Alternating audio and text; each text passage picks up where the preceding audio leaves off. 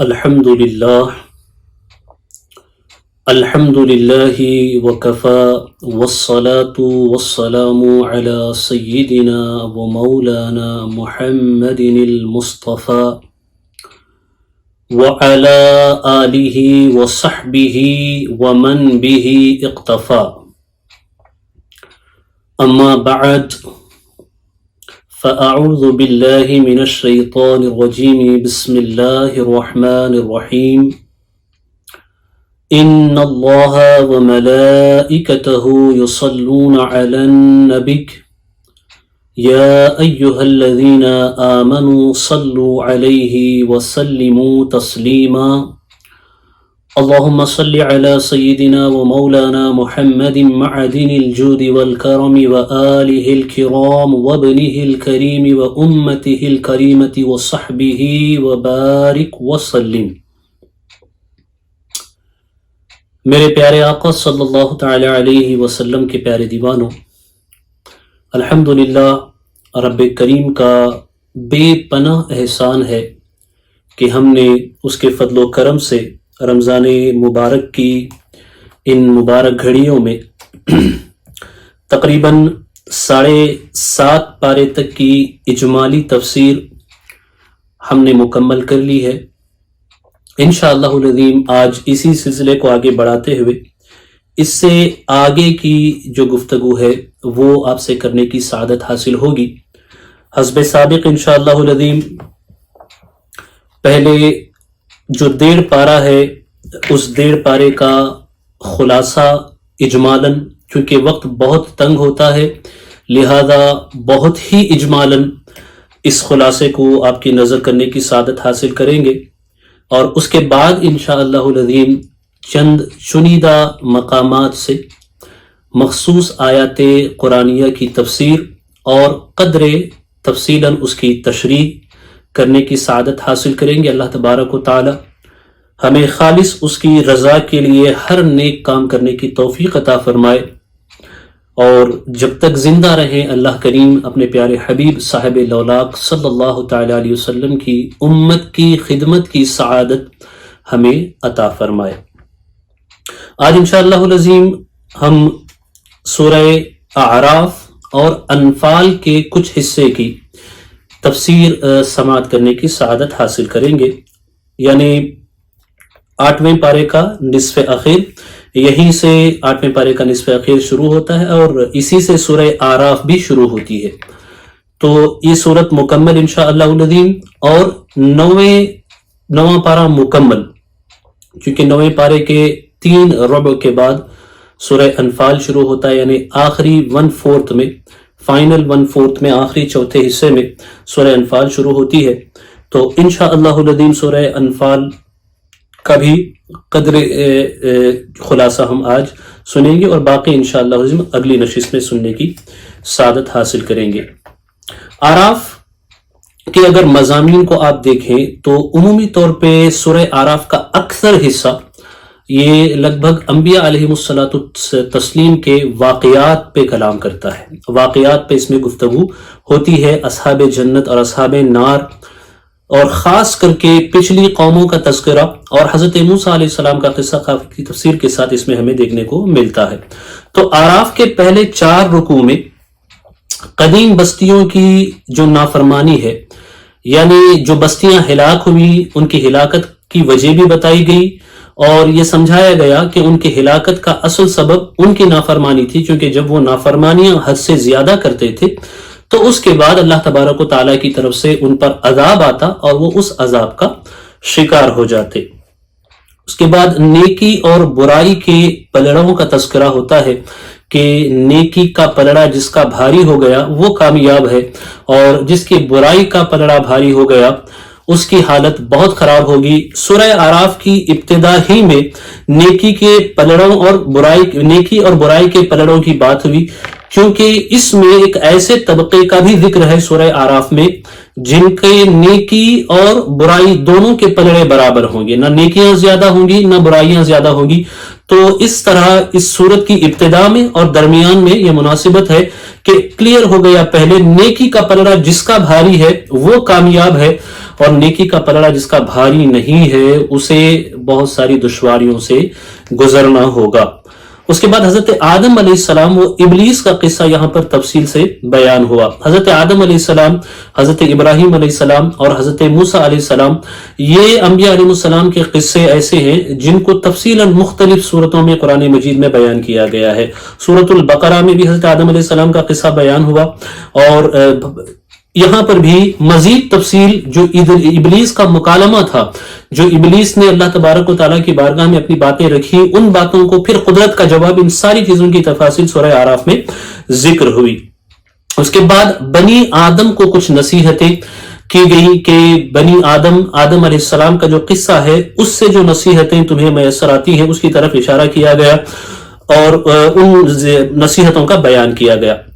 یہ تقریباً شروع کے 4 رکوع ان عناوین کو گھیرتے ہیں۔ اس کے بعد کے آگے کے جو 2 رکوع ہیں اس میں جنتیوں اور دوزخیوں کے مکالمات، جنتی دوزخیوں سے کیا کہیں گے، دوزخی جنتیوں سے کیا کہیں گے، اور اصحاب اعراف کی جو کیفیت ہوگی، اعراف جو مقام ہے اس مقام کا بھی تذکرہ ہوا، اور اس مقام پہ جو لوگ ہوں گے ان کی جو کیفیت ہوگی اس کیفیت کا بھی یہاں پہ تذکرہ ہوتا ہے۔ اس کے بعد ایک رکوع میں اللہ تبارک و تعالیٰ نے اپنی نشانیاں بیان فرمائی آسمان و زمین کی تخلیق کے حوالے سے، اور دوسری جو قدرت کی نشانیاں ہیں، سائنس آف دا نیچر ہیں، ان کو اللہ تبارک و تعالیٰ نے یہاں پہ بیان فرمایا۔ اس کے بعد کے 5 رکوع، اس کے بعد کے 5 رکوع میں حضرت نوح علیہ السلام اور قوم عاد کا تذکرہ، حضرت صالح علیہ السلام قوم سمود کا تذکرہ، حضرت شعیب علیہ السلام اور حضرت لوط علیہ السلام اور ان کی قوم کا تذکرہ، ان کے احوال، ان کی سرکشیاں اور ان کے انجام کا بیان ہوتا ہے۔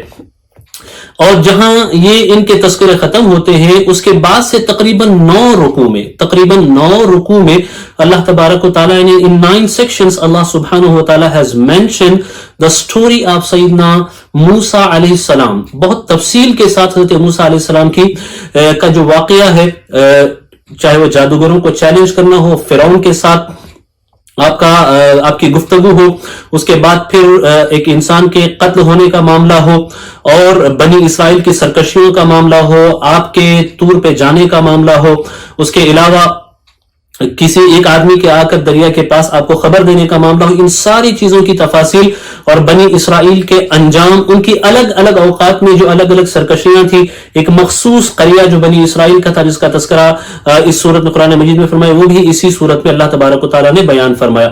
زیادہ ان صورتوں کا، ان واقعات کا تذکرہ ہوتے ہوتے یہ 9 رکوع مکمل ہوتے ہیں۔ اس کے بعد چند مضامین اور ہیں جن مضامین کے ذکر پہ سورۃ الاعراف یہاں پہ مکمل ہوتی ہے، پھر یہاں سے سورۃ الانفال شروع ہوتی ہے۔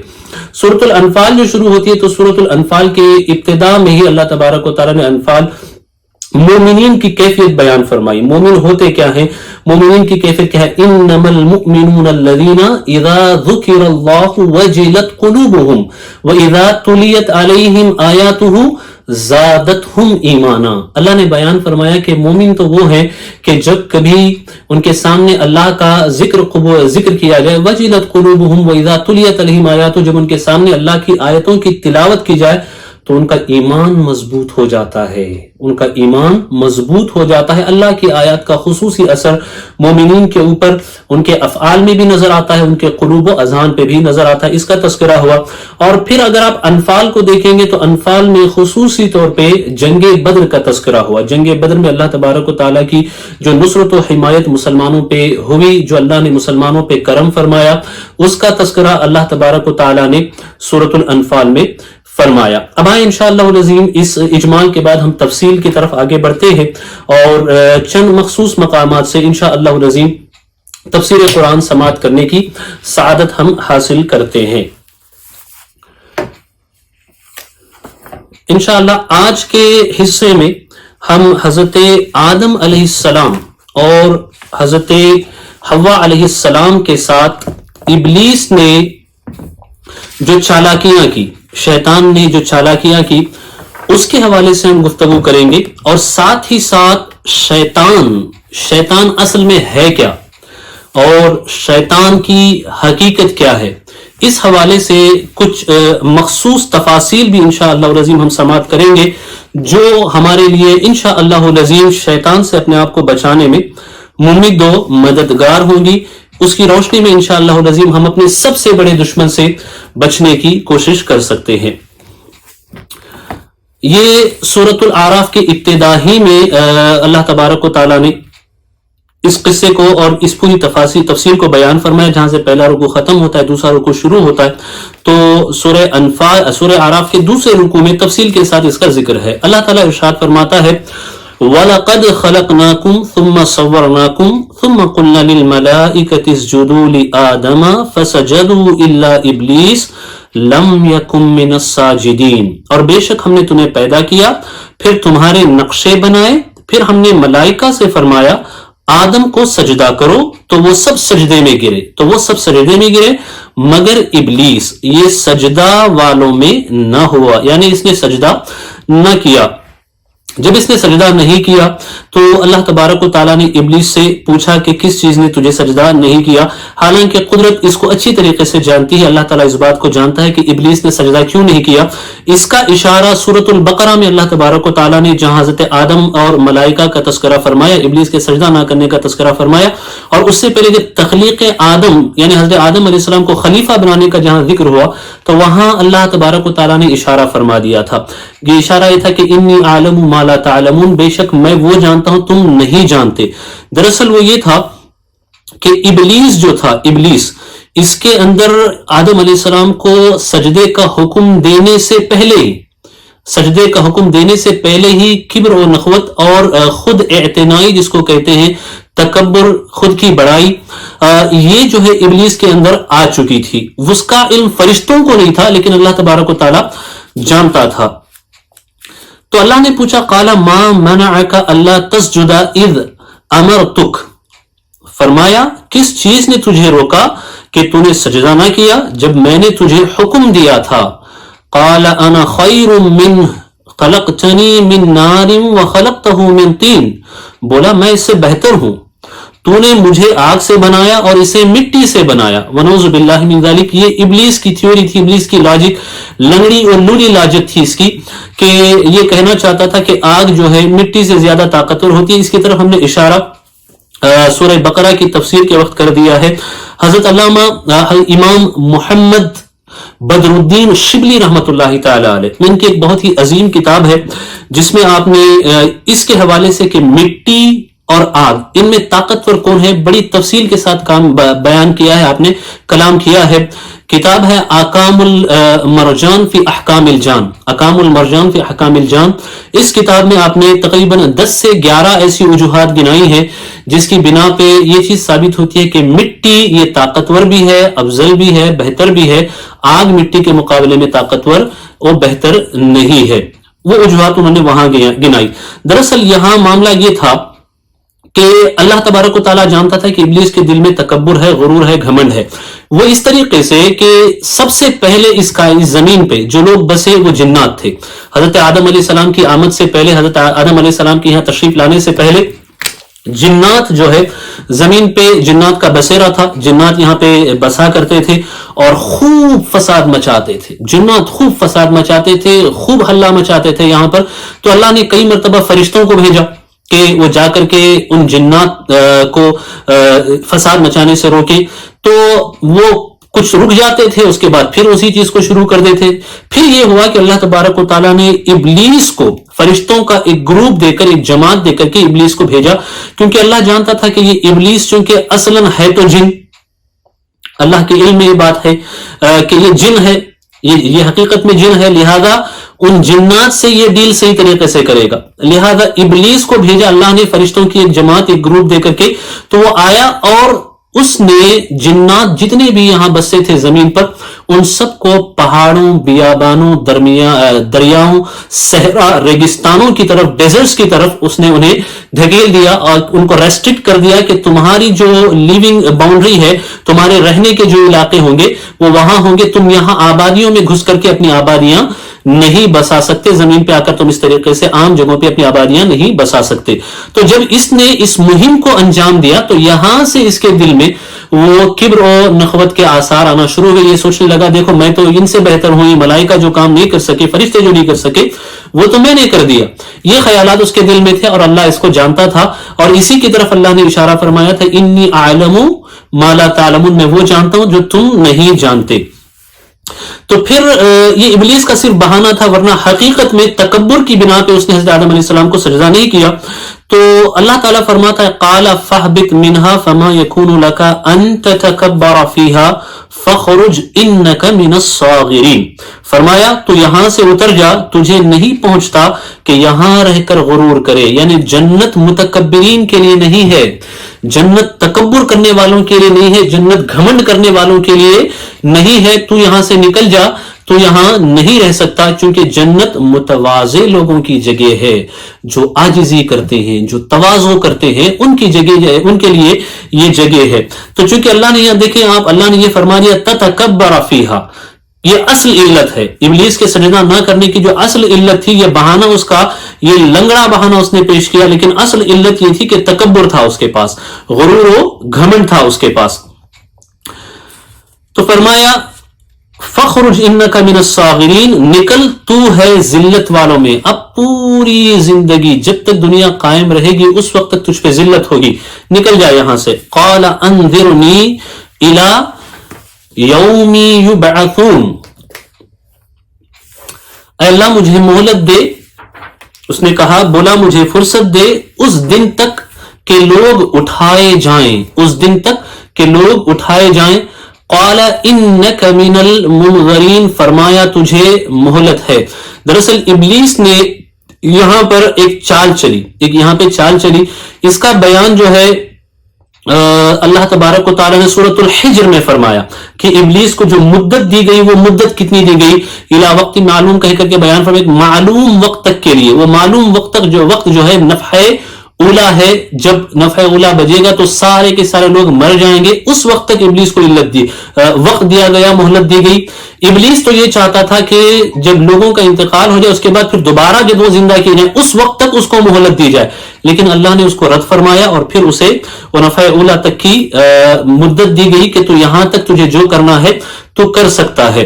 مطلب ابلیس یہ سوچتا تھا کہ اب میں جو ہے اپنی طاقت, اپنی سوچ اور اپنے ٹیکٹکس اور اپنے حربوں کی بنا پہ میں نسل آدم کو اور آدم علیہ السلام کی نسل کو بہکا دوں گا اور ان سب کو جہنم کی جانب لے کر جاؤں گا. قال فبما اغويتني لاقعدن لهم صراطك المستقيم, بولا تو قسم اس کی کہ تو نے مجھے گمراہ کیا, میں ضرور تیرے سیدھے راستے پر ان کی طاق میں بیٹھوں گا, میں ضرور تیرے سیدھے راستے پر ان کی طاق میں بیٹھوں گا. اب یہاں دیکھیں کہ ابلیس کے جو حربے ہیں, ابلیس کے حربوں کے حوالے سے فرماتے ہیں امام ابو القاسم سہیلی فرماتے ہیں, اور امام محمد بن بدر الدین, امام محمد بدر الدین الشبلی رحمۃ اللہ تعالی علیہ, انہوں نے اپنی کتاب احکام المرجان فی احکام الجان, اس کے علاوہ امام جلال الدین سیوطی نے لقط المرجان فی احکام الجان, اس کتاب میں اس کا تذکرہ فرمایا ہے کہ ابلیس کی جو ٹیکٹکس ہوتی ہے, ابلیس کے وہ 6 درجے ہوتے ہیں, اس کے 6 سٹیپس ہوتے ہیں. سب سے پہلا سٹیپ یہ ہوتا ہے کہ وہ کفر و شرک کی طرف بلاتا ہے. اگر بندہ کفر و شرک میں نہ پھنسے تو پھر اس سے نیچے والا سٹیپ اپناتا ہے, وہ بدعت والا سٹیپ ہوتا ہے, اور بدعت والے سٹیپ میں بھی نہ پھنسے تو اس کے نیچے والے سٹیپ میں آتا ہے. اس سے نیچے والا سٹیپ جو ہے وہ یہ ہوتا ہے کہ اس میں معصیت کی طرف بلاتا ہے, نافرمانیوں کی طرف بلاتا ہے. اس کے بعد جو مباح امر ہیں ان کو زیادہ سے زیادہ کرنے کی طرف یہ کرتا ہے کہ یہ تو مباح ہے, کرتے رہو. پھر اس سٹیپ پہ کرتے کرتے ایک اور سٹیپ نیچے لانے کی کوشش کرتا ہے جس میں انسان وہ چیز جو خلاف اولا ہوتی ہے ان کا بھی ارتکاب کرنے لگتا ہے. تو اس طریقے سے پھر وہ جب خلاف اولا پہ کرتے کرتے کرتے ایک وقت گزر جاتا ہے تو پھر اس سے اوپر والے سٹیج پہ لے جاتا ہے. پھر جب اس پہ اگر زیادہ دیر تک آدمی عمل کرتا رہے تو وہ ویک ہو جاتا ہے, ابلیس اسٹرانگ ہوتا ہے, نفس اسٹرانگ ہوتا ہے, پھر اسے اوپر کے سٹیپ پہ لے جاتا ہے, پھر اس سے اوپر کے سٹیپ پہ لے جاتا ہے. اس طرح کے تقریباً 6 سٹیپ انہوں نے وہاں پہ گنائے ہیں. یہ ابلیس کی ٹیکٹکس ہوتی ہے گمراہ کرنے کی, اور صراط مستقیم پر بیٹھتا ہے سیدھے راستے پہ. ثم لآتینہم من بین ایدیہم ومن خلفہم وعن ایمانہم وعن شمائلہم ولا تجد اکثرہم شاکرین، پھر ضرور میں ان کے پاس آؤں گا، ان کے آگے اور پیچھے اور داہنے اور بائیں سے، اور تو ان میں اکثر کو شکر گزار نہ پائے گا۔ یہ شیطان اللہ تعالیٰ کی بارگاہ میں کہہ رہا ہے کہ from every angle I will try to manipulate your servants، میں ہر طریقے سے تیرے بندوں کو گمراہ کرنے کی کوشش کروں گا، آگے سے، پیچھے سے، دائیں سے، بائیں سے۔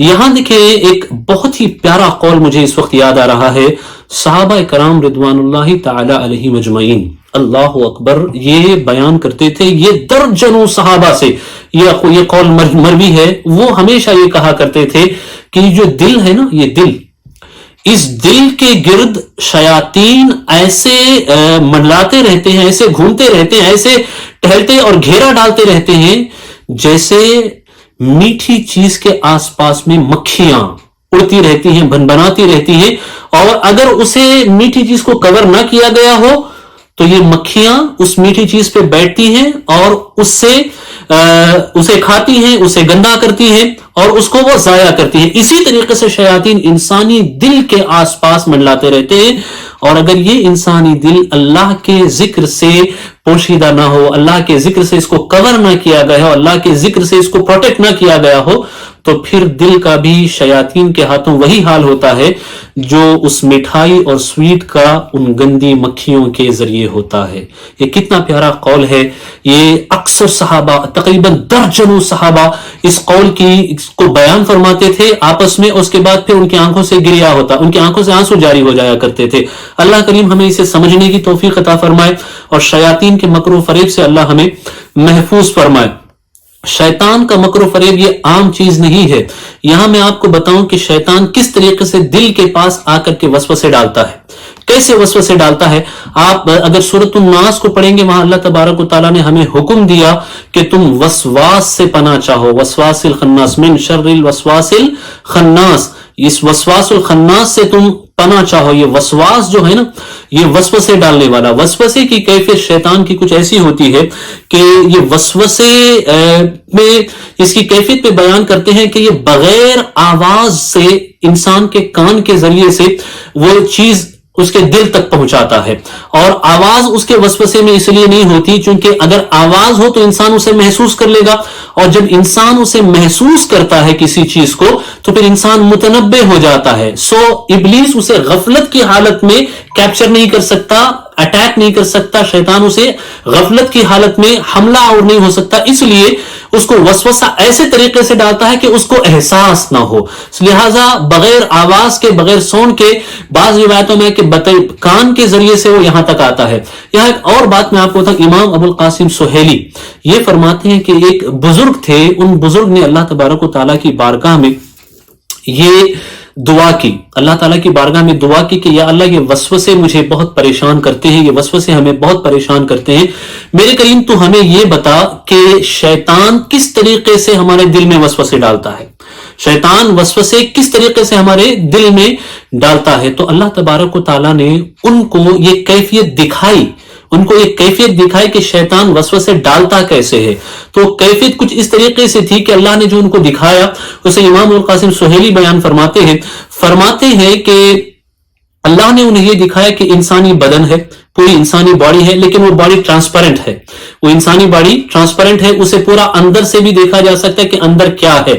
سو دل وغیرہ کی جو جگہ ہے وہ ساری جگہ کو دکھایا جاتا ہے، پھر یہ پورا بدن کا اندر کا جو حصہ ہے وہ اسے دیکھا جا سکتا ہے۔ اس طریقے سے اللہ نے انہیں دکھایا۔ انہوں نے دیکھا تو کیا دیکھا کہ شیطان ایک مینڈک کی شکل میں انسان کے کندھے کے پاس بیٹھا ہوا ہے، اور اس کے بعد وہ مینڈک کی شکل میں جو شیطان بیٹھا ہے اس کی ایک ڈنک ہے، جیسے مچھر کی ڈنکیں ہوتی ہیں، جو مچھر ڈنک مارتا ہے نا، اس کی جو ڈنک ہوتی ہے ویسی ڈنک ہے، اور اس ڈنک کے ذریعے سے شیطان انسانی دل کے اندر کچوکے لگا رہا ہے، انسانی دل کو ڈنک مار رہا ہے اور وہاں پہ حرکت دے رہا ہے، کبھی ٹچ کر رہا ہے، کبھی ہلا رہا ہے، ادھر ادھر ادھر ادھر ادھر۔ تو یہ طریقہ کار ہوتا ہے شیطان کا دل میں وسوسے ڈالنے کا جو ان کو دکھایا گیا.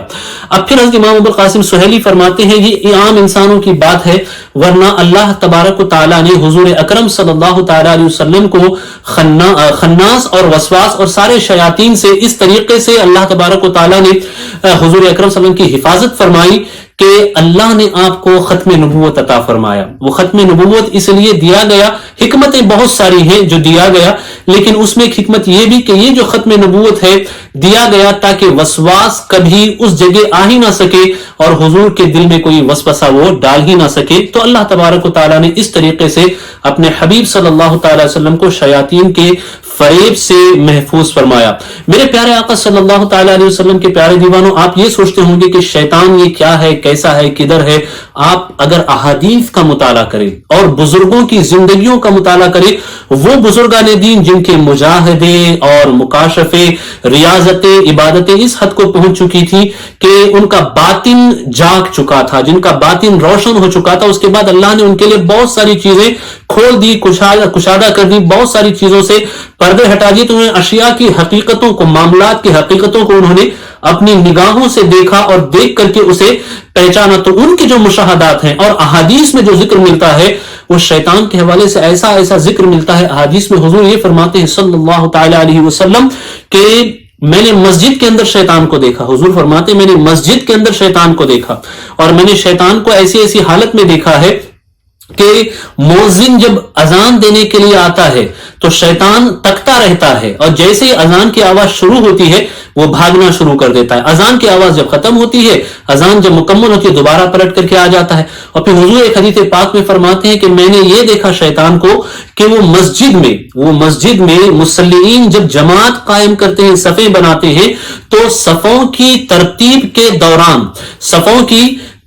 دوران حضور فرماتے ہیں کہ صفوں کی ترتیب کے وقت میں نے یہ دیکھا کہ شیطان جو جگہ درمیان میں خالی ہے ان سے داخل ہو کر کے آنے کی کوشش کر رہا ہے، ان کے بیچ میں گھس رہا ہے.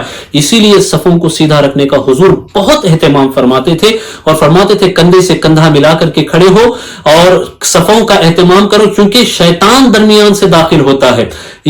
اس کے بعد یہ جو شیطان ہے اللہ اکبر بہت ہی شدید اس کے حربے ہوتے ہیں. یہ حضور اکرم صلی اللہ تعالی علیہ وسلم کے ساتھ بھی ونعوذ باللہ من ذالک یہ کوشش کرتا تھا کہ میں کسی طریقے سے حضور اکرم صلی اللہ تعالی علیہ وسلم سے کوئی معاملہ کروں، ونعوذ باللہ من ذالک. لیکن حضور فرماتے ہیں کہ میری نماز کے وقت شیطان آ کے تعرض کرتا تھا. میں جب نماز پڑھتا تھا تو میری نماز کے وقت شیطان آ کر کے تعرض کرتا تھا، اور پھر حضور فرماتے ہیں کہ جب اس نے مجھ سے تعرض کیا، مجھے چھیڑنے کی کوشش کی، میری نماز میں جب وہ آ کر کے ڈسٹرب کرنے کی اس نے کوشش کی، تو میں نے ایک دن اس کو اس کے حلق سے پکڑ لیا.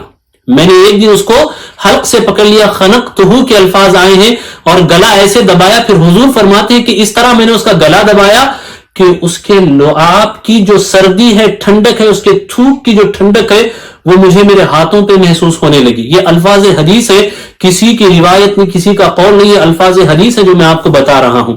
ٹھنڈک مجھے محسوس ہونے لگی، ایسے میں نے اس کا گلا دبایا، پھر وہ وہاں سے پڑھ کر کے بھاگا. تو میرے پیارے آقا صلاۃ التسلیم کے پیارے دیوانوں، شیطان کوئی عام شے نہیں ہے. شیطان کے حربے اتنے شدید ہیں، اس کے ہیلے اتنے زیادہ ہیں، اس کے ٹیکٹکس ایسے اسٹرانگ ہیں کہ وہ کسی نہ کسی طریقے سے انسان کو گھیرنے کی کوشش کرتا ہے. آئیے مزید باتیں میں انشاءاللہ اس حوالے سے آپ کی نظر کروں گا. آگے ہم بڑھتے ہیں تو یہ کہتا ہے کہ یا اللہ، میں تیرے بندوں کے آگے سے، پیچھے سے، دائیں سے، بائیں سے، ہر طرف سے آ کر کے گھیر کر کے انہیں بہکانے کی کوشش کروں گا، اور تو اپنے بندوں میں بہت کم شکر والوں کو پائے گا، شاکرین کو بہت کم پائے گا جو تیرا شکر کرتے ہو. یعنی میں اپنی کوششوں کے ذریعے ان کو ناشکرا بنا دوں گا. لہذا ناشکر لوگ شیطان کا بہت جلدی شکار ہوتے ہیں. اسی لیے فرمایا اللہ نے کہ اس سے بچنے والے وہ لوگ ہیں جو مخلص ہیں. جو شیطان سے بچتے ہیں وہ کون ہیں؟ جو مخلص ہیں، خالص، جو اللہ کے لیے کام کرتے ہیں، رضا الہی کے لیے جو لوگ کام کرتے ہیں، فیم کے لیے نہیں، پاپولرٹی کے لیے نہیں، نام و نمود کے لیے نہیں، دکھاوے کے لیے نہیں، تعریف کے لیے نہیں, صرف رضا الہی کے لیے کام بھی کرتے ہیں, عبادت بھی کرتے ہیں, اور ہر کام they just only do for the sake of Allah subhanahu wa ta'ala. So such kind of sincere people, they are protected from Allah subhanahu wa ta'ala. They are protected by Allah subhanahu wa ta'ala from shaitan and his manipulation. So وہ شیطان کے ہر طرح کے فریب سے محفوظ ہوتے ہیں. مخلصین کی یہ خاصیت ہے, اخلاص والوں کی خاصیت ہے, اور ناشکرے اور بے صبرے یہ بہت جلدی شیطان کا شکار ہوتے ہیں. قال اخرج منها مذءوما مدحورا لمن تبعك منهم لأملأن جهنم منكم اجمعین. فرمایا یہاں سے نکل جا جنت سے, جا رد کیا گیا, دھتکارا, راندہ ہوا, ضرور جو ان میں سے تیرے کہے پر چلا میں تم سب سے جہنم بھر دوں گا, میں تجھے بھی اور جو بھی تجھے فالو کرے گا. I will fill the hell from you and every person who follows you. جو تیری پیروی کرے گا, جو تیرے نقش قدم پہ چلے گا, جو تیرے فسٹیپ پہ چلے گا, جو تیری باتیں مانے گا, میں تجھے اور ان سب کو جہنم کا ایندھن بناؤں گا, اور میں تم لوگوں سے جہنم کو بھر دوں گا. وَيَا آدَمُ اسْكُنْ أَنْتَ وَزَوْجُكَ الْجَنَّةَ فَكُلَا مِنْ حَيْثُ شِئْتُمَا وَلَا تَقْرَبَا هَذِهِ الشَّجَرَةَ فَتَكُونَا مِنَ الظَّالِمِينَ. اور اے آدم تو اور تیرا جوڑا یعنی حضرت حوا علیہ السلام جنت میں رہو, تو اس میں سے جہاں چاہو کھاؤ, یعنی جو چاہو کھاؤ, eat whatever you want from Jannah, اور اس پیڑ کے پاس نہ جانا, بس اسے خاص درخت جس کی خبر اللہ نے حضرت آدم علیہ السلام کو دی, کہا کہ اس کی طرف مت جانا کہ حد سے بڑھنے والوں میں ہوں گے. اگر تم وہاں جائیں گے تو آپ لائن کراس کریں گے اور آپ حد سے بڑھنے والوں میں ہوں گے, آپ اس درخت کے پاس ہرگز مت جانا. فوسوس لہم الشیطان, ذرا دیکھو جنت میں جا کے اس نے حضرت آدم و حوا علیہ السلام کو وسوسہ ڈالا. اللہ اکبر. اللہ فرماتا ہے فوسوس لہم الشیطان لیبدی لہما ما اری عنہما من سوآتہما وقال ما نہاکما ربکما عن هذه الشجرة الا ان تکونا ملکین او تکونا من الخالدین. پھر شیطان نے ان کے جی یعنی دل میں خطرہ ڈالا, وسوسہ ڈالا کہ ان پر کھول دے ان کی شرم کی چیزیں, ان پر کھول دے ان کی شرم کی چیزیں جو ان سے چھپی تھی, اور بولا تمہیں تمہارے رب نے اس پیڑ سے اسی لیے منع فرمایا ہے کہ کہیں تم دو فرشتے ہو جاؤ یا ہمیشہ جینے والے. اللہ اکبر. ان کو ایسے بہکایا کہ اللہ نے اس لیے نہیں منع کیا ہے کہ یہ کوئی گناہ ہے, کوئی برائی ہے, بلکہ اللہ نے منع تمہیں اس لیے کیا ہے کہ اگر تم وہ کھا لو گے تو تمہیں ہمیشہ کی زندگی مل جائے گی, تم پہ کبھی موت واقع ہی نہیں ہوگی, فرشتے بن جاؤ گے. ونعوذ باللہ من ذالک. اس طرح کی باتیں دے کر کے اس نے حضرت آدم علیہ السلام کو بہکانے کی کوشش کی. ان ساری کوششوں کے بعد بھی حضرت آدم علیہ السلام نے اس کی بات نہیں مانی, لیکن بات کب مانی اس کا تذکرہ بھی آگے ہوتا ہے. تو یہاں دراصل جب حضرت آدم علیہ السلام اور حوا علیہ السلام یہ جنت میں ہوتے تھے تو یہ انہوں نے کبھی ایک دوسرے کے سطر کو کبھی نہ دیکھا تھا, یہ ایک دوسرے کے خود کے سطر کو بھی انہوں نے نہیں دیکھا تھا.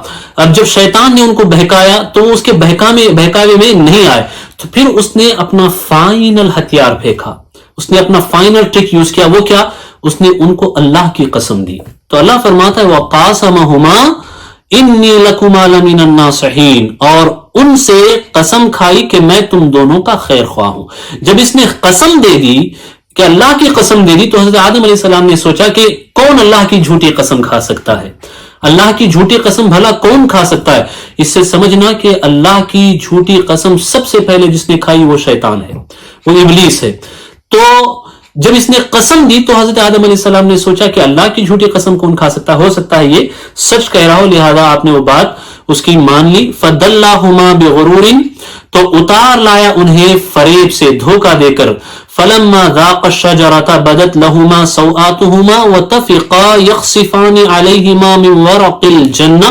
پھر جب انہوں نے وہ پیڑ چکھا ان پر ان کی شرم کی چیزیں کھل گئی، جو لباس جو جنتی لباس ان کے بدن پہ تھا وہ جنتی لباس اتر گیا۔ اس سے پہلے کبھی آپ نے ایک دوسرے کا کیا خود کا سطر بھی کبھی آپ نے نہیں دیکھا تھا۔ اب جب وہ بے لباس ہو گئے تو بے چینی بڑھنے لگی، ان کو بے چینی آنے لگی۔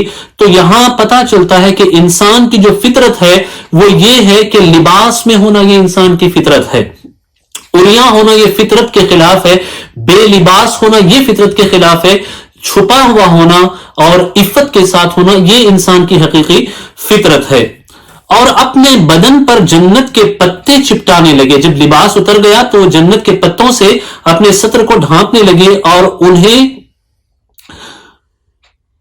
وَنَادَاهُمَا رَبُّهُمَا أَلَمْ أَنْهَكُمَا عَنْ تِلْكُمَا الشَّجَرَةِ وَأَقُلْ لَكُمَا إِنَّ الشَّيْطَانَ لَكُمَا عَدُوٌّ مُّبِينٌ، اور انہیں ان کے رب نے فرمایا کیا میں نے تمہیں اس پیڑ سے منع نہ فرمایا اور نہ فرمایا تھا کہ شیطان تمہارا کھلا دشمن ہے۔ قال ربنا ظلمنا انفسنا وان لم تغفر لنا وترحمنا لنكونن من الخاسرین، دونوں نے عرض کی اے رب ہمارے ہم نے اپنا آپ پر برا کیا، یعنی اپنے خود پر ظلم کیا، تو اگر تو ہمیں نہ بخشے اور ہم پر رحم نہ کرے تو ہم ضرور نقصان والوں میں ہوئے قال اهبطوا بعضكم لبعض عدو وَلَكُمْ فِي الْأَرْضِ مُسْتَقَرٌّ وَمَتَاعٌ إِلَىٰ حِينٍ، فرمایا اترو تم میں سے ایک دوسرے کا دشمن اور تمہیں زمین میں ایک وقت تک ٹہرنا اور برتنا ہے۔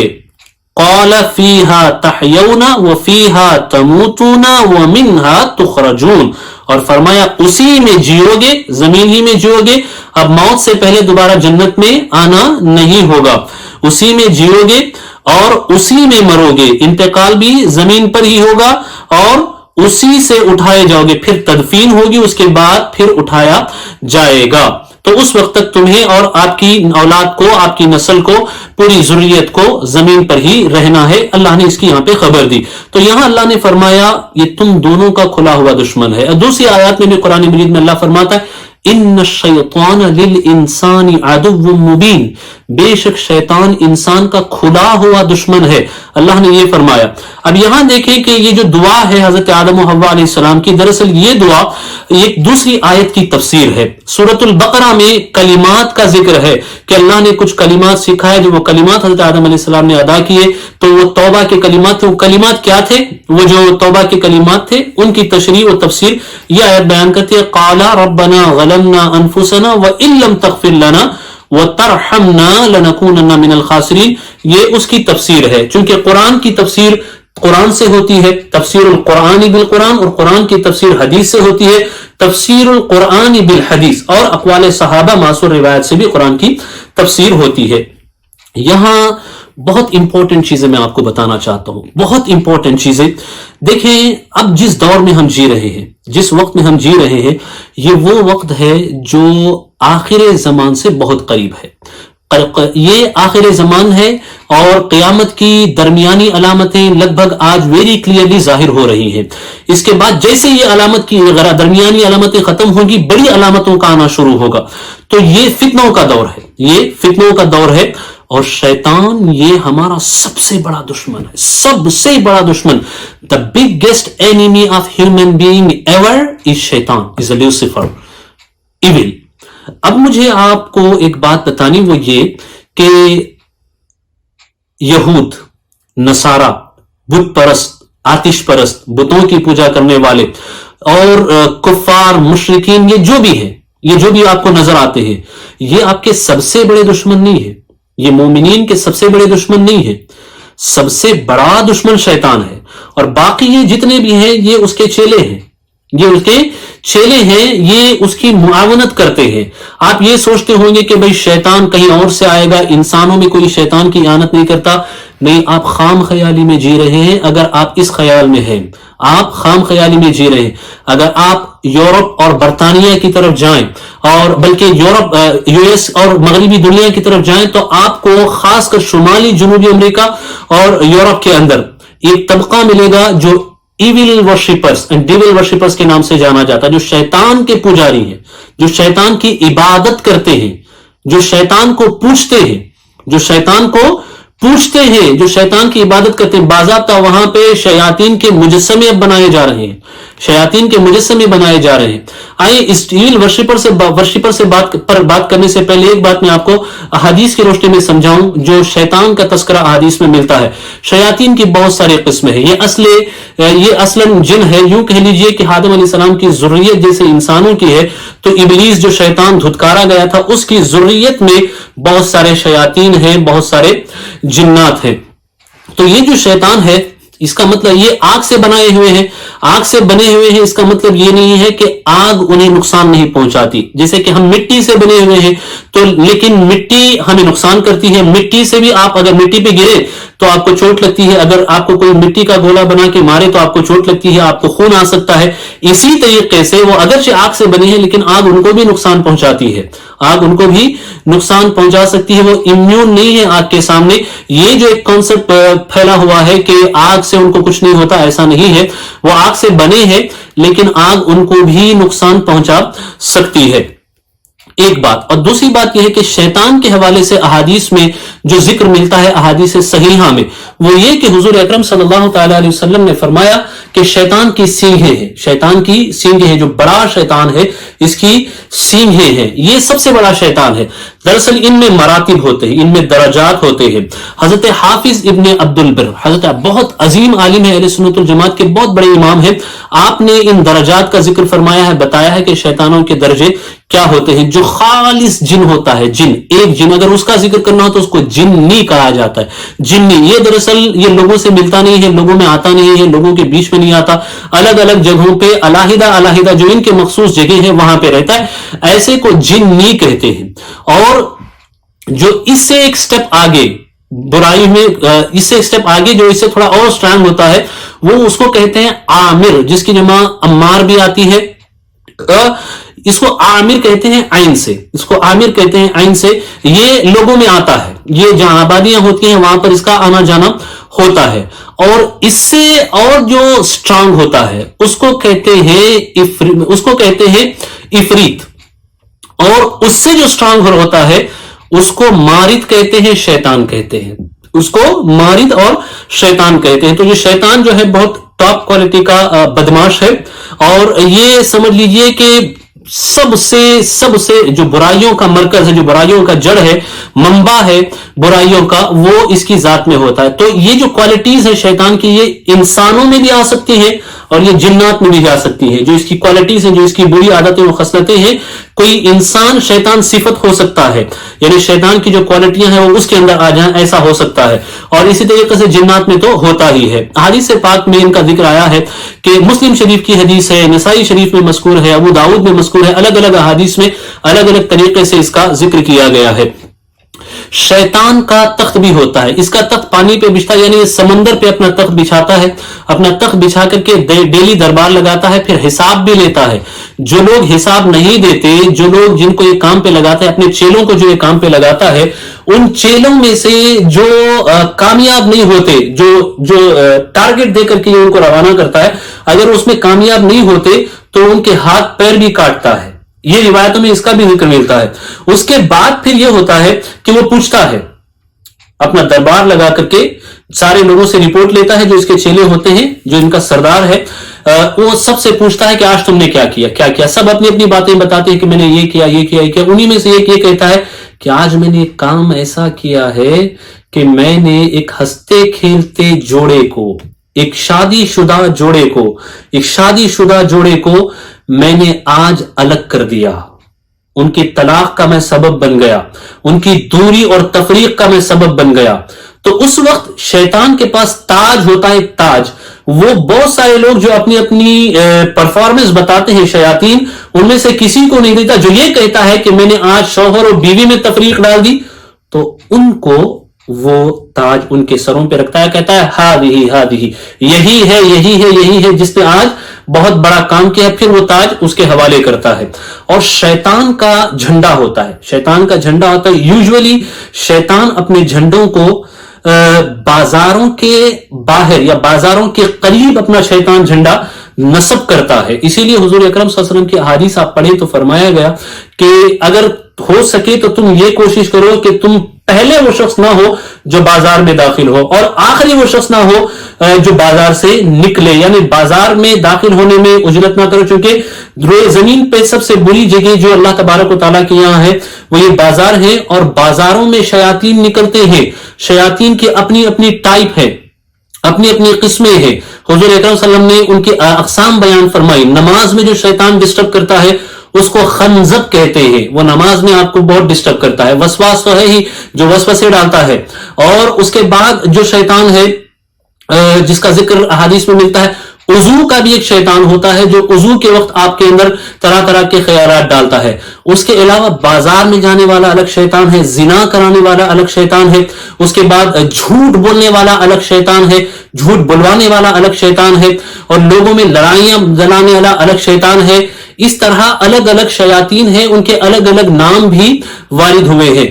5 نام وارد ہوئے ہیں شیاطین کے جو شیطان کی خصوصی اولاد ہیں, ان میں سے 5 کو شیطان نے 5 نام دیے ہیں. یہ 5 نام ہے صبر, ساتے ہے سواد سے نہیں, صبر ایک ہے, الاعور ایک ہے, الاعور, اور تیسرا ہے مسوط, تیسرا ہے مسوط ہے, اور چوتھا ہے داسم, اور پانچواں ہے ذی النبور. یہ اپنے مخصوص جو اس کی اولاد ہے, گویا کہ یہ کہہ لیجیے کہ ان کی کیٹیگری ہے, اس کیٹیگری کو یہ 5 نام دیے گئے ہیں. یہ 5 نام دیے گئے ہیں.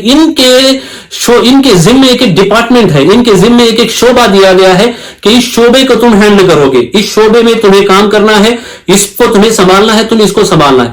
لہذا صبر جو ہے وہ ایک الگ کام کرتا ہے. اور یہ جو ذی النبور ہے, ذی النبور, یہ شیطان یہ بازاروں میں آتا ہے. بازار کا انچارج, وہاں گمراہیاں پھیلانا, وہاں گناہوں کی طرف مائل کرنا, حرام رزق کی طرف ابھارنا, ناپ تول میں کمی کرانا, جو بھی معاملات وہاں ہوتے ہیں بازار کے, وہ اللہ سے غافل کرانا, یہ نماز سے غافل کرانا, وہاں بازار کے اندر تجارت میں مشغول کرا کر کے, یہ ساری چیزیں, یہ جو 5واں ہے ذی النبور, یہ اسے ہینڈل کرتا ہے. اس کے بعد داسم جو ہے, یہ الاعور جو ہے, الاعور, اس کو زنا پہ مسلط کیا گیا ہے, اس کو زنا پہ مسلط کیا گیا ہے, اڈلٹری پہ. جتنے بھی معاملات ہیں زنا کے, زنا کرانے کے, عریانیت کے, اور یہ پورنوگرافی کے, اس کے بعد یہ گندی ویب سائٹس وغیرہ کے, ان سارے جو معاملات ہیں, یہ سارے ڈپارٹمنٹس, آپ ایسا سوچتے ہوں گے کہ صرف انسان اس پہ کام کرتا ہے. ان کے لیے یوں سمجھے کہ یہ ظاہر نظر آنے والے سامنے انسان ہے, ان کے اندر شیاطین نے وہ صفات منتقل کی ہیں جو ان کی اپنی صفات ہیں. لہذا شیطان بیہائنڈ دا اسکرین ان کو سپورٹ کرتا ہے. شیطان, آپ کو یہ چیزیں عجیب لگیں گی لیکن یہ تحقیق ہے, یہ تحقیق ہے کہ شیاطین ان کی مدد کرتے ہیں. شیاطین ان کی مدد کرتے ہیں جو ڈیول ورشپر ہوتے, ایویل ورشپر ہوتے ہیں, جو شیطان کی پجاری ہوتے, شیطان کی عبادت کرتے ہیں. یہ ان کے آپسی تعاون میں سارے معاملات ہوتے ہیں. قرآن نے یہ کیوں کہا تعاونوا علی البر والتقوی, کہ تم نیکی اور تقوی میں ایک دوسرے کا تعاون کرو, ولا تعاونوا علی الاثم والعدوان, تم حد سے بڑھنے اور گناہ میں ایک دوسرے کا تعاون نہ کرو. کیوں؟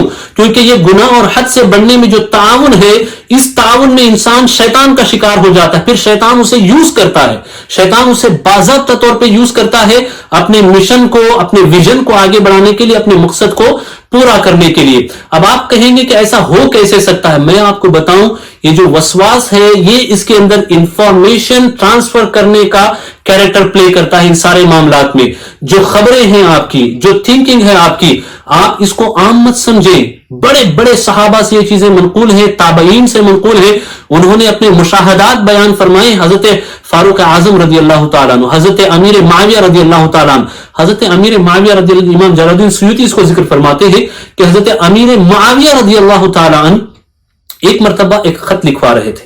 ایک خط آپ لکھوا رہے تھے, وہ خط جو ہے ایک سیکریٹ میسج تھا, ایک سیکریٹ خط تھا جو سرکاری کاموں میں, حکومتی کاموں میں اس وقت استعمال ہوتا تھا.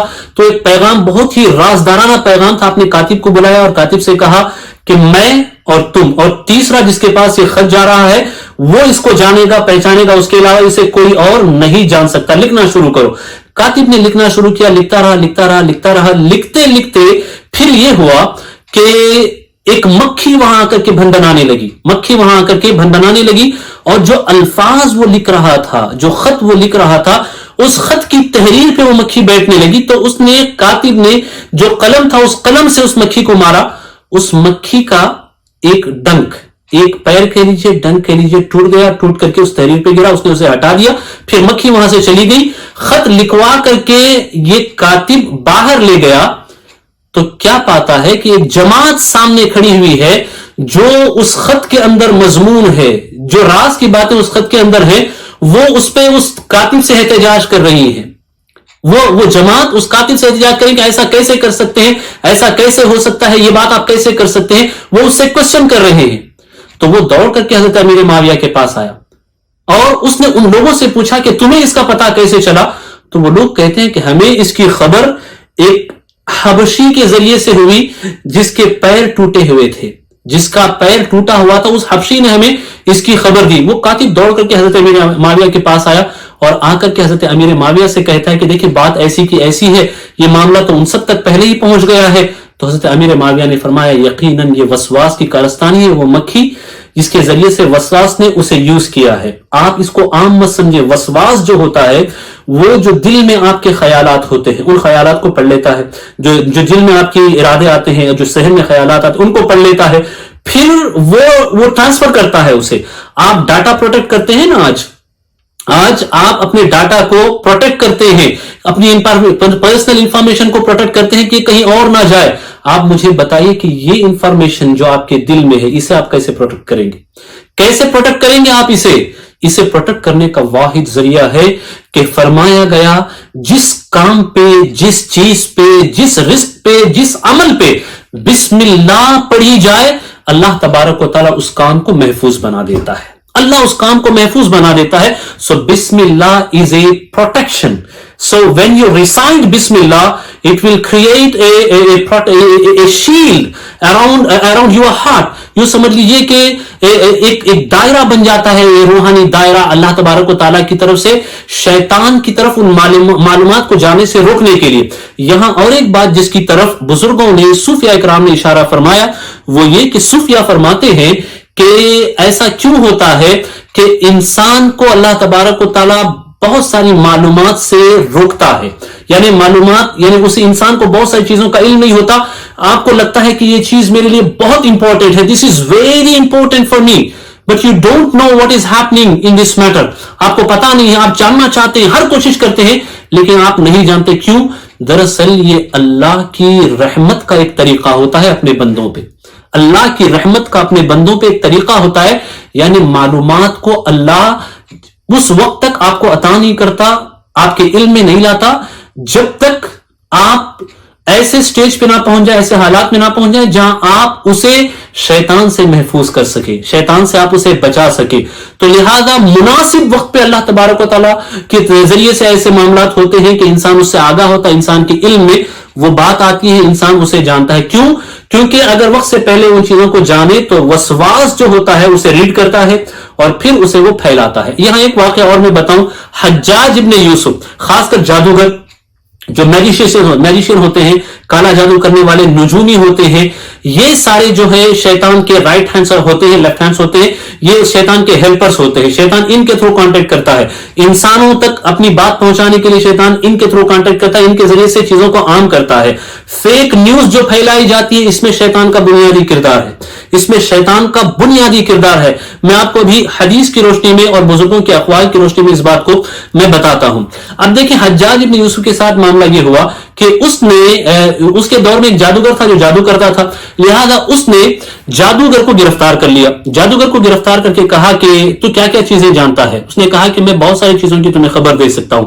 फिर हज्जाज ने उसको टेस्ट करना चाहा, उसका इम्तिहान लेना चाहा। तो हज्जाज ने क्या किया कि लकड़ियों का एक गठरा उठाया, और हज्जाज ये जानता था, हज्जाज इब्न यूसुफ के इस गठरे के अंदर, इस बंडल में लकड़ियों के कितनी लकड़ियां, वो हज्जाज के इल्म में था। उसने लकड़ियों का गठरा अपने हाथ में लिया और हाथ में लेकर के कहा कि मुझे बता कि इसमें कितनी लकड़ियां हैं। तो जादूगर ने फौरन बता दिया कि इसमें इतनी इतनी लकड़ियां हैं। फिर हज्जाज को तो पता ही था कि इतनी लकड़ियां, देखा तो उसकी मालूमात बिल्कुल सही थी। उसके बाद हज्जाज ने दूसरा उठाया, फिर उस जादूगर से पूछा कि बता इसमें कितनी लकड़ियां हैं, इसमें कितनी लकड़ियां हैं। तो जादूगर उसे कुछ बता नहीं सका, उसे कुछ बता नहीं सका, कहा कि मुझे इसकी खबर नहीं है। फिर हज्जाज ने उससे पूछा कि ऐसा क्यों हुआ कि पहले का तो तूने बता दिया, दूसरे का तू नहीं बता सका, वजह क्या है, रीजन क्या है। तो वो कहता है कि पहले की तुझे खबर मैंने इसलिए दी कि वो चीज तेरे इल्म में थी, तो तेरा जो वसवास है उसने वो इंफॉर्मेशन मेरे वसवास तक ट्रांसफर की और उस वसवास ने मुझे खबर दी, मैंने बता दिया। और जो दूसरा बंडल था उसकी मालूमात तुझे भी नहीं थी, तो तेरे वसवास तक वो मालूमात नहीं पहुंची, लिहाजा उसने मुझे भी नहीं बताया। उसने ना मेरे वसवास को ट्रांसफर किया और मेरे वसवास ने भी मुझे नहीं बताया, तो मैं तुझे वो बता ना सका। अब मेरे प्यारे आका सल्लल्लाहु तस्लीम के प्यारे दीवानों, इसको देखिए और हुजूर अकरम सल्लल्लाहु अलैहि वसल्लम की हदीस पाक को देखिए। हुजूर अकरम सल्लल्लाहु अलैहि वसल्लम फरमाते हैं, इस्ताईनू अला क़दाई हवाइजिकुम बिकितमानिहा, अपनी हाजतों को पूरा करने में राजदारी से मदद हासिल करो, राजदारी से, सीक्रेसी से मदद हासिल करो, शेयर मत करो, हर तरफ मत फैलाओ, हर तरफ मत बोलो, बोलते मत फिरो, उसे छुपाओ। अल्लाह अकबर, क्योंकि वसवास जो इन चीजों को फैलाता है। अब आइए डेविल वर्शिपर्स, इविल वर्शिपर्स, ये नॉर्थ अमेरिका, साउथ अमेरिका और यूरोप में इनकी तादाद बहुत बढ़ती जा रही है। आप सोचते होंगे कि ऑर्डिनरी लोग इसके अंदर होते हैं, आम लोग इनके अंदर होते हैं, इसके अंदर आम लोग होते हैं, नहीं, आम लोग नहीं होते इनके अंदर बड़े बड़े पॉलिटिशियंस हैं, इनके अंदर बड़े बड़े मिनिस्टर्स हैं जो शैतान के पुजारी होते हैं, शैतान के पुजारी। दरअसल ये जो दुनिया का खित्ता है, ये एक मेटलिस्टिक वर्ल्ड में रहते हैं, मादी दुनिया में रहते हैं।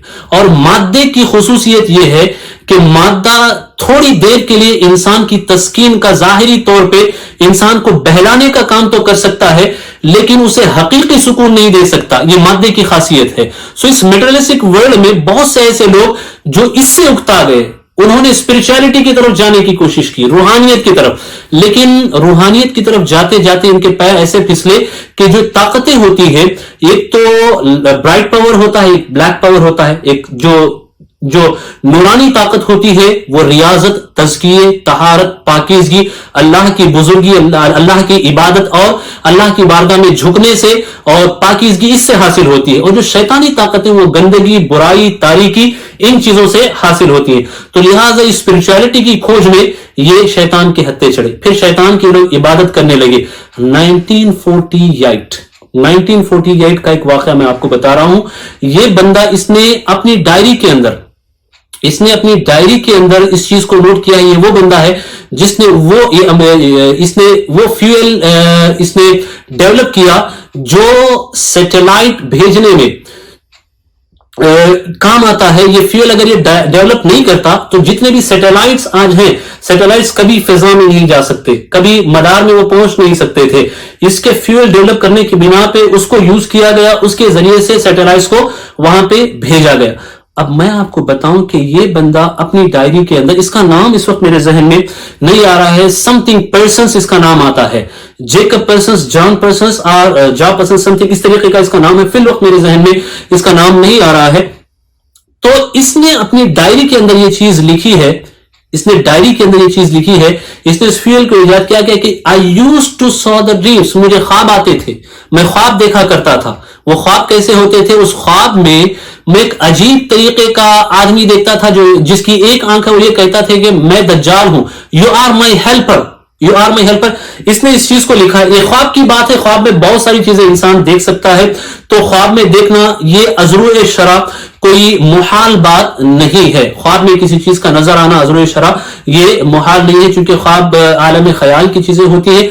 तो बहुत सारी ऐसी चीजें जिनका जाहिर में जागती दुनिया में नजर आना या होना मुहाल होता है, वो आलम ख्वाब में नजर आ जाती है। शरीयत इससे मना नहीं फरमाती, शरीयत इसका इनकार नहीं करती है। तो ये जो डेविल वर्शिपर्स हैं, ये शैतान के मुआविन मददगार हैं। शैतान इनसे मदद लेता है। कैसे? जिन 5 शयातीन का मैंने जिक्र किया, इन 5 शयातीन में से 2 दासिम और आवर। दासिम और आवर जो है, इनके काम होते हैं फेक न्यूज फैलाना اور زنا کو عام کرنا، زنا کو عام کرنا۔ داسم جو ہے اس کے حوالے سے احادیث مبارکہ میں ذکر ملتا ہے کہ شیطان انسان کی شکل میں آتا ہے، نام نہیں بتاتا، انسان کی شکل میں آتا ہے اور پھر انسان کو خبر دیتا ہے، ایسی جھوٹی خبریں دیتا ہے کہ انسان اسے سچ مان لیتا ہے، پھر اسے انسان جا کر کے پھیلاتا اور وہ دیکھتے ہی دیکھتے چیزیں پھیلنی شروع ہو جاتی، دیکھتے ہی دیکھتے چیزیں وہ پھیلنی شروع ہو جاتی ہے۔ یہ فیک نیوز پھیلانا شیطان کا بنیادی کام ہے، جھوٹی خبریں پھیلانا، جھوٹ کو عام کرنا۔ کیوں؟ کیونکہ فیک نیوز ایسی چیز ہے کہ اس کے ذریعے سے ہزاروں جانیں جاتی ہے، اس کے ذریعے سے ملکوں کے حالات بدلتے ہیں۔ آپ جانتے ہوں گے اس سوشل میڈیا کے دور میں فیک نیوز کس قدر نیگیٹیولی معاشرے کو نقصان پہنچا رہی ہے، کس طریقے سے سوسائٹی کو یہ ڈیمیج کر رہی ہے۔ آپ اس بات کو اچھے طریقے سے جانتے ہوں گے کہ کس طریقے کے حالات آج کل ہیں۔ تو داسم یہ کام کرتا ہے، اپنا نام نہیں بتاتا، شکل اختیار کرتا ہے، پھر وہ آدمی جا کے دوسروں کو بتاتا ہے، کہتا ہے کہ ایک آدمی نے مجھے خبر دی، نام اس نے مجھے اپنا نہیں بتایا، دراصل وہ شیطان ہوتا ہے ایک۔ اور دوسرا جو ہے الاور، یہ زنا کرنے کرانے، شادیاں روکنے، شادیاں توڑوانے اور زنا کی طرف ترغیب دلانے اور زنا کے جتنے مقدمات ہیں ان کو عام کرنے، یہ ساری چیزوں کو سنبھالتا ہے۔ یہ شیطان کے 5 خصوصی بیٹوں میں سے ہیں جن کے یہ نام ہے، حضرت امام مجاہد ان کے نام بہت ہی واضح الفاظ میں ذکر کرتے ہوئے بیان فرماتے ہیں کہ یہ ان کی حرکتیں ہیں۔ اللہ تبارک و تعالیٰ ان شیاطین سے ہمیں محفوظ فرمائے، اور ان سب سے بچنے کا ایک ہی طریقہ ہے، کیونکہ یہ شیطان گندگیوں کے قریب ہوتے ہیں، تاریکیوں کے قریب ہوتے ہیں۔ یہ صحیح احادیث ہے، حضرت امام ابن حجر اسقلانی نے اس پہ کلام فرمایا، ابن جوزی نے اس پہ گفتگو فرمائی، اور احادیث صحیحہ صحاح ستہ میں ان احادیث کا یہ احادیث موجود ہے کہ جب سورج ڈوبتا ہے تو یہ وہ ٹائم ہوتا ہے جب شیاطین نکلتے ہیں، یہ بہت ہزاروں کی تعداد میں نکلتے ہیں۔ اسی لیے حضور اکرم صلی اللہ علیہ وسلم نے فرمایا کہ اس وقت اپنے بچوں کو باہر جانے سے روکو، اپنے بچوں کو باہر جانے سے روکو۔ وجہ دراصل یہ ہے کہ یہ جو شمس ہے، یہ سورج، اس کے حوالے سے علماء فرماتے ہیں یہ شمس جو ہے الشمس حافظ للانسان، یہ سورج جو ہے یہ انسان کا محافظ ہے، سورج انسان کا محافظ ہے۔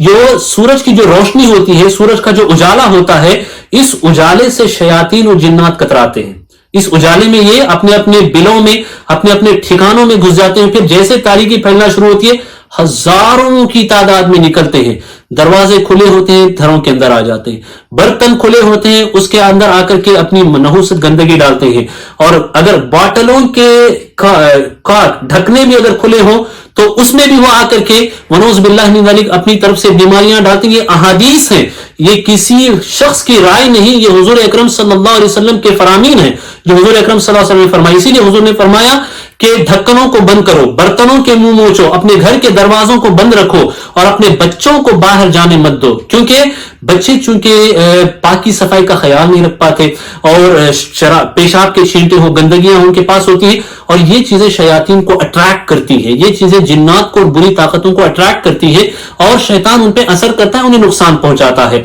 تو حضور فرماتے ہیں کہ جو بند ہے اسے کھولنے کی شیطان میں طاقت نہیں، اسے کھولنے کی شیطان میں طاقت نہیں۔ اور بعض روایتوں میں فرمایا، وقت حضور نے نہیں بتایا کہ وبا جو ہے گھومتی رہتی ہے، وبا دا جو ہے بیماری ہو، یہ گھومتی رہتی ہے، برتن اگر کھلے ہوں تو وہ کس وقت اس میں پڑے اسے کوئی نہیں بتا سکتا، اسے انسان کھاتا ہے پھر وہ بیمار ہوتا ہے، ان سب سے بچنے کا ایک ہی ذریعہ ہے جو ہمارے لیے پروٹیکشن حضور اکرم صلی اللہ علیہ وسلم نے بتایا، ہم اس کو فالو کریں۔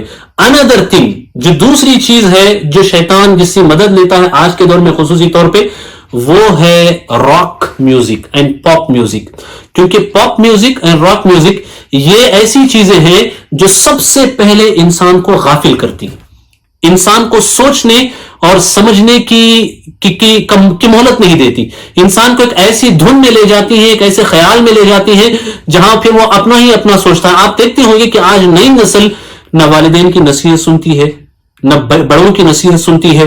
آج ایوریج یہ ہے یورپ اور US کے اندر کہ تقریباً 2.5 گھنٹے تک نئی نسل یہ میوزک سنتی ہے، یہ ان کے دماغ پہ اثر کرتی ہے، کانوں پہ اثر کرتی ہے، اسپرچولی بھی افیکٹ کرتی ہے اور فزیکلی بھی افیکٹ کرتی ہے۔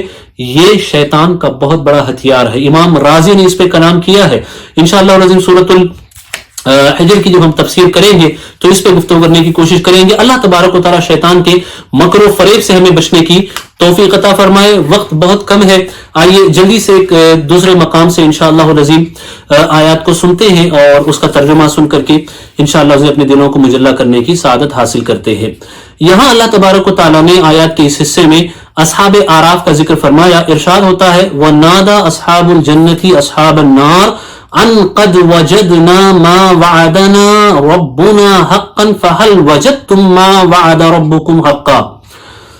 اور جنت والوں نے دوزخ والوں کو پکارا کہ ہمیں تو مل گیا جو سچا وعدہ ہم سے ہمارے رب نے کیا تھا, یعنی اللہ نے ہمیں جنت دی, جنت کی نعمتوں کا جو وعدہ کیا تھا وہ تو ہمیں مل گیا, تو کیا تم نے بھی پایا جو تمہارے رب نے سچا وعدہ تمہیں دیا تھا؟ جہنم کے حوالے سے جو تمہیں خبر دی گئی تھی کیا تم نے بھی اسے پایا؟ جہنم کو تم کیسا پاتے ہو؟ ایسے جنت والے جہنمیوں سے, جہنم والوں سے سوال کریں گے. اب اس میں بہت ساروں کے رشتہ دار جنت میں ہوں گے, جہنم میں ہوگی. کبھی باپ جنت میں ہوگا, بھائی بیٹا جہنم میں ہوگا, کبھی بیٹا جنت میں ہوگا اور باپ جہنم میں ہوگا, کبھی ماں جنت میں ہوگی, بیٹی جہنم میں ہوگی, اور کبھی بیٹی جنت میں ہوگی کسی کی اور کسی کی ماں جہنم میں ہوگی. اللہ تبارک و تعالی ہمارے والدین کریمین کے ایمان کی حفاظت فرمائے. اللہ ہمارے والدین جن کے زندہ ہیں ان کو طویل زندگی عطا فرمائے اور ان کے ایمان کی حفاظت فرمائے, اور جن کے انتقال کر چکے ہیں ان کی مغفرت فرمائے, ان کو اللہ جنت میں اعلیٰ سے اعلیٰ مقام عطا فرمائے. قالوا نعم فأذن مؤذن بینہم اللعنۃ اللہ علی الظالمین. بولے ہاں, اور بیچ میں منادی نے پکار دیا کہ اللہ کی لعنت ظالموں پر. الذین یصدون عن سبیل اللہ ویبغونها عوجا وهم بالآخرۃ کافرون. ظالم کون ہے؟ جو اللہ کی راہ سے روکتے ہیں اور اسے کجی چاہتے ہیں اور آخرت کا انکار رکھتے ہیں, مرنے کے بعد اٹھائے جانے پر یقین نہیں رکھتے, انکار کرتے ہیں. وبینہما حجاب, اور جنت اور دوزخ کے بیچ میں ایک پردہ ہے. جنت اور دوزخ کے بیچ میں ایک پردہ ہے. یہاں ان آیات کو اور ابتدا میں جو شیطان کا چیلنج ہے ان کی مناسبت کو آپ پہچان سکتے ہیں کہ جو حضرت آدم علیہ السلام کی تعلیمات اور انہوں نے جو توحید کا درس ہمیں دیا, اس کے بعد جو انبیاء علیہ السلام رسول اکرم صلی اللہ علیہ وسلم درس دیا, اس راہ پہ جو لوگ چلیں گے وہ سب جنت میں جائیں گے, اور شیطان کی باتوں پہ جو لوگ جائیں گے وہ سب جہنم میں جائیں گے. پھر جنت اور جہنم میں جب وہ جائیں گے تو ان کے مکالمے ہوں گے, ان کی آپس کی یہ بات ہوگی. اور جنت اور دوزخ کے درمیان میں ایک حجاب ہے. یہ حجاب دراصل کیا ہے؟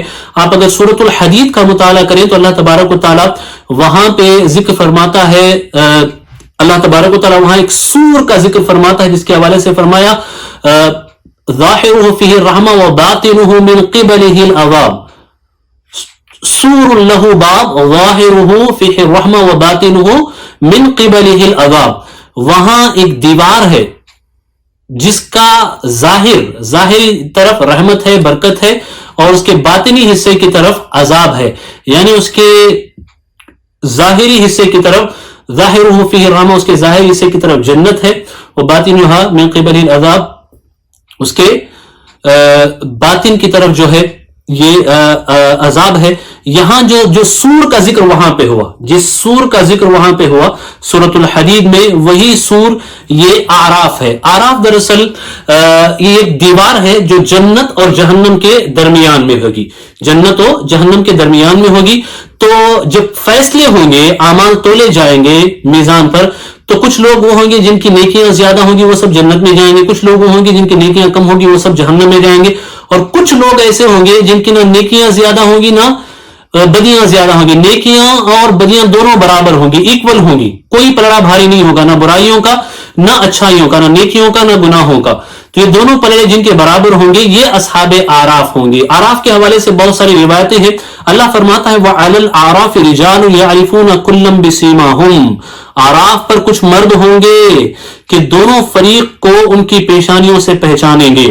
وہ جنت والوں کی طرف بھی دیکھیں گے, جہنم والوں کی طرف بھی دیکھیں گے, جنت والوں کو بھی پہچانیں گے, جہنم والوں کو بھی پہچانیں گے. وَنَادُوا أَصْحَابَ الْجَنَّةِ أَنْ سَلَامٌ عَلَيْكُمْ, اور وہ جنتیوں کو پکاریں گے کہ سلام تم پر. جب وہ جنتیوں کی طرف دیکھیں گے ان کو آواز دیں گے تو کہیں گے کہ تم پہ سلامتی ہو. کہیں گے اے ہمارے رب ہمیں ظالموں کے ساتھ نہ کر. جب دوزخیوں کی طرف دیکھیں گے تو کہیں گے یا اللہ ہمیں ظالموں کے ساتھ نہ کر, ہمیں ان سے ہرگز جہنم میں نہ بھیج, ہمیں بچا لے. ان کے حوالے سے کئی روایتیں ہیں. ان کے حوالے سے روایتیں یہ ہیں کہ یہ وہ لوگ ہیں جو اللہ کی راہ میں جہاد کے لیے گئے. یہ معصور روایات کا میں ذکر کر رہا ہوں کہ یہ اللہ کی راہ میں جہاد کے لیے گئے, لیکن جب یہ جہاد کے لیے گئے تو ان کے والدین کی ان کو اجازت نہیں تھی. ان کے والدین کی ان کو اجازت نہیں تھی اور یہ بغیر والدین کی اجازت فی سبیل اللہ جہاد کے لیے گئے. تو فی سبیل اللہ جو جہاد کے لیے گئے اس کی بنا پہ یہ جہنم میں جانے سے بچے, اور بغیر والدین کی اجازت کے جو گئے اس بنا پہ وہ جنت میں داخل ہونے سے رکے. اللہ اکبر. ذرا اندازہ کریں کہ والدین کی نافرمانی کتنا بڑا گناہ ہے. اللہ ہمیں والدین کی اطاعت و فرما برداری کی توفیق عطا فرمائے. تو اصحاب اعراف کے حوالے سے بہت ساری روایتیں ہیں. بعض نے کہا کہ علماء صالحہ کا ایک گروہ ہوگا, ان کا درجہ بعض جنتیوں سے زیادہ بتاتے ہیں اور بعض روایت کے حساب سے جنتیوں سے کم بتاتے ہیں, اور اس طرح کے بعض اس کے حوالے سے کہتے ہیں کہ یہ انبیاء ہوں گے. تو ان روایتوں کی تطبیق کچھ اس طریقے سے ہو سکتی ہے جسے علماء نے اپنی کتابوں میں ذکر فرمایا ہے. وہ تطبیق یہ ہو سکتی ہے کہ اصحاب اعراف صرف کوئی ایک مخصوص طبقہ نہیں ہے, بلکہ یہ الگ الگ طبقے ہیں, یہ الگ الگ گروپ ہے, اور الگ الگ کنڈیشنز میں, الگ الگ حالات میں وہ الگ الگ ٹائم پر اس جگہ پہ ہوں گے, الگ الگ حکمتوں کے تحت جنہیں اللہ تبارک و تعالی جانتا ہے. تو ایسے میں روایتوں میں کوئی تناقض نہیں ہوگا. ساری روایات جو منقول ہے, معصور ہے, ان پہ عمل اور ان کو تسلیم کیا جا سکتا ہے. اور پھر ذکر ہوتا ہے وَنَادَى أَصْحَابُ الْأَعْرَافِ رِجَالًا يَعْرِفُونَهُمْ بِسِيمَاهُمْ قَالُوا مَا أَغْنَى عَنْكُمْ جَمْعُكُمْ وَمَا كُنْتُمْ تَسْتَكْبِرُونَ. اور اعراف والے کچھ مردوں کو پکاریں گے جنہیں ان کی پیشانی سے پہچانتے ہیں, کہیں گے تمہیں کیا کام آیا تمہارا جتھا اور وہ جو تم غرور کرتے تھے. أَهَؤُلَاءِ الَّذِينَ أَقْسَمْتُمْ لَا يَنَالُهُمُ اللَّهُ بِرَحْمَةٍ, کیا یہ ہیں وہ لوگ جن پر تم قسمیں کھاتے تھے کہ اللہ ان کو اپنی رحمت کچھ نہ کرے گا. ادخلوا الجنت لا خوف علیکم ولا انتم تحزنون. ان سے تو کہا گیا کہ جنت میں جاؤ, نہ تم کو اندیشہ نہ کچھ غم. یہاں دراصل ان لوگوں کے حوالے سے بیان ہو رہا ہے کہ جو لوگ دنیا میں غریب تھے لیکن کافر ان پہ ہنستے تھے. اب یہ تھا کہ اس میں رشتہ دار بھی ہوتے تھے, پڑوسی بھی ہوتے تھے. ایسے لوگ جب جہنم میں جائیں گے تو ان کے انجام کے حوالے سے بات ہوگا, اور جو غریب اور نادار لوگ دین پہ عمل کر کے اللہ کی بارگاہ میں مقبولیت حاصل کر کے جنت کے مستحق ہوں گے, ان کے حوالے سے اللہ فرما رہا ہے کہ ان کو بلا خوف و خطر جنت میں بھیجا جائے گا. اور جو ان کا مذاق اڑاتے تھے رشتہ داروں میں سے ہو, آس پاس میں سے جاننے کرنے والوں میں ہو, ان کو وہاں حسرت ہوگی. وَنَادَى أَصْحَابُ النَّارِ أَصْحَابَ الْجَنَّةِ أَنْ أَفِيدُوا عَلَيْنَا مِنَ الْمَاءِ أَوْ مِمَّا رَزَقَكُمُ اللَّهُ. اور دوزخی بہشتیوں یعنی جنتیوں کو پکاریں گے کہ ہمیں اپنے پانی کا کچھ فیض دو یا اس کھانے کا جو اللہ نے تمہیں دیا. قالوا ان اللہ حرمہما علی الکافرین. تو وہ کہیں گے کہ اللہ نے ان دونوں چیزوں کو, کھانے اور پانی کو, دوزخیوں پر حرام کر دیا ہے, لہذا انہیں کچھ نہیں ملے گا. تو دراصل ہوگا یہ کہ جنتی تو پہچانے جائیں گے اپنی شکلوں سے, لیکن دوزخی نہیں پہچانے جائیں گے, چونکہ دوزخیوں کی شکل کالی ہوگی, آنکھیں نیلی ہوں گی, جس کی وجہ سے شکل بدل چکی ہوگی. لیکن جنتیوں کی شکل ویسی ہوگی. تو جو رشتہ دار جہنم میں چلے گئے وہ ان کو ان کی شکلیں دیکھ کر پہچان لیں گے, پھر ان سے کہیں گے کہ ہمیں کچھ دے دو کھانے کے لیے, ہمیں کچھ دے دو پینے کے لیے. تو پھر وہ کہیں گے کہ اللہ نے جہنمیوں کے لیے سب حرام کر دیا ہے. اللہ ہم سب کو جنت کی نعمتوں سے مالا مال فرمائے, جہنم کے عذاب سے بچے. جو کہا سنا گیا اس میں کوئی خطا غلطی ہو, اللہ سبحانہ و تعالیٰ اپنے پیارے حبیب صلی اللہ علیہ وسلم کے نالین پاک کے صدقے میں اسے معاف فرمائے, اور اللہ اس کے ذریعے سے ہمیں سیدھے راہ پہ چلنے کی توفیق و سعادت عطا فرمائے, شیطان کے مکر و فریب سے بچائے. استغفر اللہ ربی من کل ذنب و خطیئۃ و اتوب الیہ وما علینا الا البلاغ. السلام علیکم ورحمۃ اللہ وبرکاتہ. آج ہی SDI چینل کو سبسکرائب کریں, بیل آئیکن پر کلک کریں.